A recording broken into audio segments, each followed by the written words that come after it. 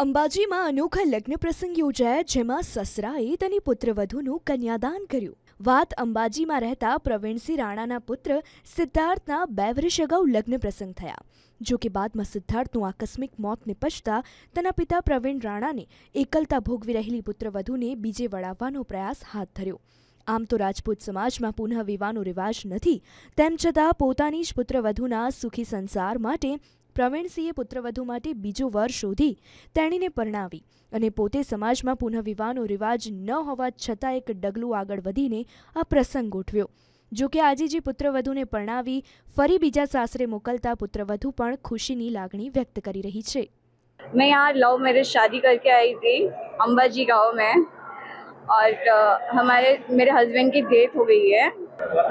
शायद मेरे किस्मत में यही लिखा था और आज मेरी शादी हो रही है. मेरे सास ससुर वो मुझे अपनी बेटी बना के आज मेरी विदाई कर रहे हैं यहाँ से.